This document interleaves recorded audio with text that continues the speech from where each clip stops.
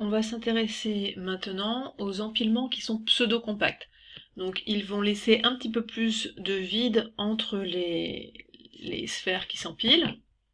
Et donc on va se retrouver face à deux types de structures, la structure cubique simple et la structure cubique centrée. Alors, regardons comment se fabrique l'empilement d'orange dans le cas d'une structure cubique simple. Donc on va d'abord fabriquer une première couche pseudo-compacte avec des lignes d'orange qui sont posées côte à côte sans essayer de placer cette orange-là dans le creux. Donc on les superpose exactement en faisant des colonnes et des lignes. Alors ça nous donne une première couche pseudo-compacte, et puis dans le cas du cubique simple, on va venir superposer une deuxième couche exactement à l'aplomb de la première couche. Donc on a deux couches AA qui sont exactement superposées. La maille conventionnelle se représente donc ainsi, avec le réseau cubique et un atome sur chaque sommet du cube. Alors évidemment, je rappelle que ici c'est une représentation éclatée. Si on veut prendre en compte le volume des sphères, ça va ressembler davantage à quelque chose qui ressemble à ça. Donc avec un énorme vide au centre de la maille cubique, et donc un endroit dans lequel on pourra éventuellement rajouter des atomes interstitiels. Alors, dans cette maille cubique simple, on a donc un atome sur chaque sommet est partagé entre 8 mailles, donc compte pour 1/8 dans la maille propre, donc on a au total 8 fois 1/8, c'est-à-dire un atome par maille. On peut s'intéresser également à la coordinance d'un atome. Pour cela, il faut imaginer qu'on a cet atome-là qui va être en contact avec l'atome à droite, mais aussi l'atome de l'autre côté à gauche, l'atome devant et aussi l'atome de l'autre côté derrière. Donc on a 4 contacts dans le plan, également un contact au-dessus et le contact symétrique au-dessous. Donc on va avoir une coordinance 6. Puis on peut s'intéresser aux paramètres de maille. Donc je rappelle que le paramètre de maille est toujours fixé par les relations de tangence entre atomes, donc on a besoin de se poser la question de où se place le contact entre atomes. Et le contact entre deux atomes se passe sur un côté de cube. Donc on a effectivement ce côté petit a du cube qui vaut 2 fois grand R, le rayon de l'atome. Quand on a calculé le paramètre de maille, on peut en déduire le volume, donc V vaut A cube, donc 2R, le tout au cube. On peut en déduire la masse volumique. La masse volumique, c'est la masse de la maille divisée par le volume de la maille. Or, dans cette maille, il y a un seul atome, donc il faut multiplier Z par la masse de l'atome. La masse de l'atome, c'est la masse d'une mole d'atome divisée par le nombre d'atomes par mole. Et ensuite, on divise le tout par le volume de la maille. Faites attention toujours, grand M doit être exprimé en kilogrammes par mol et petit a en mètres. On termine par la compacité, qui correspond au volume réellement occupé par la matière dans la maille divisé par le volume de la maille, donc c'est le pourcentage de volume de maille effectivement occupé. Et ici, on a l'équivalent d'une sphère de rayon grand R pour occuper la maille, donc 1 fois 4/3 de pi r cube, et on divise par le volume de la maille, c'est-à-dire 2R au cube. On peut simplifier, et on va trouver une compacité qui vaut pi sur 6, et si on calcule ça, ça fait à peu près 0,51, 0,52. Donc on a 51% du volume qui est effectivement occupé par de la matière, autrement dit 49% du volume de la maille qui est en fait vide. Donc on va se retrouver face à des sites interstitiels assez volumineux ou assez nombreux. Le deuxième type d'empilement pseudo-compact, c'est la structure cubique centrée. Alors cette fois-ci, on peut modéliser un empilement de couches qui sont pseudo-compactes, mais alors cette fois-ci on a même un réseau carré qui n'a pas de contact au sein de la couche.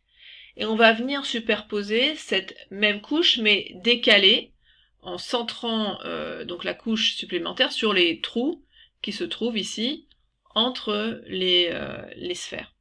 Donc on vient décaler la couche de façon à ce que les nouvelles sphères soient au-dessus des creux entre les sphères.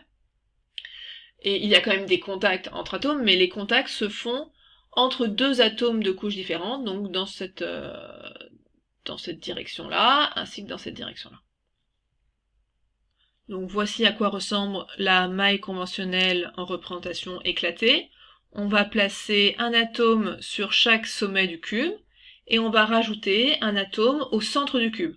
Pour placer le centre du cube, prenez le temps d'aller tracer les diagonales du cube. Donc vous choisissez deux diagonales du cube, vous les tracez proprement, et ensuite seulement vous placez l'atome central. Évidemment, on repère beaucoup mieux les contacts entre atomes sphériques sur cette représentation compacte. Alors, les contacts se font en fait au niveau des diagonales du cube, hop, ici, et puis celui ici qu'on ne verra pas.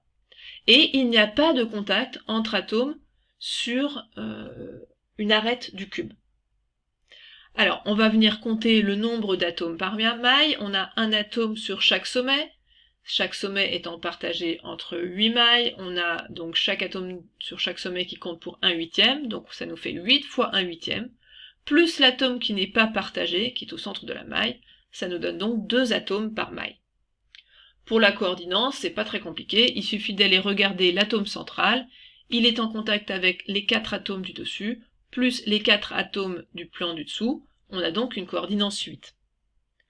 Pour chercher le paramètre de maille, il faut se poser la question de où se trouvent les contacts. Alors, les contacts se font sur une demi-diagonale de cube, c'est-à-dire que le contact se fait entre l'atome central et l'atome sur un sommet. Donc on a 2 fois R qui doit valoir la longueur d'une demi-diagonale de cube. La diagonale de cube fait A racine de 3, la demi-diagonale fait A racine de 3 sur 2, donc on a 2R qui vaut A racine de 3 sur 2. On en déduit la valeur de petit a en fonction de grand R, petit a va valoir 4R sur racine de 3. On peut également en déduire la masse volumique, donc pour cela on a besoin de Z, la multiplicité de la maille, multiplié par la masse d'un motif, donc ici qui est un atome, donc on a besoin de la masse atomique de l'atome divisé par Na, et on divise le tout par le volume de la maille. Donc on a bien divisé la masse de la maille par le volume de la maille. Et enfin, le calcul de compacité, qui utilise le fait que dans cette maille, on a l'équivalent de 2 sphères, plus ou moins découpées, et donc on va avoir le volume réellement occupé par la matière qui vaut 2 fois 4 tiers de pierre cube, et je dois diviser par le volume de la maille pour obtenir la compacité. Le volume de la maille étant A au cube. A, on l'a calculé en fonction de grand R, donc si je remplace en bas, je vais pouvoir simplifier de nouveau, et je vais trouver pi racine de 3 sur 8, et pi racine de 3 sur 8, ça fait 0,68, et on obtient donc 68% comme compacité, ce qui est très proche de 74%. Donc là, on a vraiment un réseau qui est presque compact. On lui donne le nom de réseau pseudo-compact. Le réseau cubique simple est finalement bien moins compact que le réseau cubique centré. Des petites remarques pour finir. Première chose, on remarque que finalement la compacité d'une structure va augmenter avec la coordinance, donc avec le nombre de plus proches voisins. Ce qui veut dire que plus on a de voisins, plus au final on a trouvé un arrangement qui laisse peu de vide. Et d'autre part, on compte que la compacité va également augmenter la dureté des matériaux, puisque les atomes ne vont plus pouvoir bouger les uns par rapport aux autres s'il n'y a pas de vide autour pour permettre les déplacements. Donc c'est un petit peu comme une foule qui devient vraiment compacte, et elle devient vraiment plus rigide. Alors vous remarquerez que je n'ai pas pris le temps de faire l'étude des sites interstitiels dans ces deux structures cubique simple et cubique centré. Dans le cas de la structure cubique simple, c'est extrêmement facile, puisque le site qui est présent dans un réseau cubique simple, c'est un site cubique, donc l'atome interstitiel peut venir se placer au centre du site cubique. Et en revanche, pour les structures cubiques centrées, ça devient un petit peu plus compliqué. Donc j'ai représenté ici un exemple de site tétraédrique. alors, il n'est pas régulier, ce site tétraédrique, puisque entre cet atome-là et cet atome-là, il y a contact, alors que entre cet atome-ci et le suivant, il n'y a pas contact. C'est exactement la même chose pour ces sites octaédriques. Il y a contact entre ces deux atomes, mais il n'y a pas contact entre ces deux atomes. Donc, le tétraèdre comme l'octaèdre ne sont pas réguliers, les calculs sont donc un petit peu plus compliqués, mais le raisonnement est du même type que ceux qu'on a pu conduire dans le cas du réseau cubique face centré.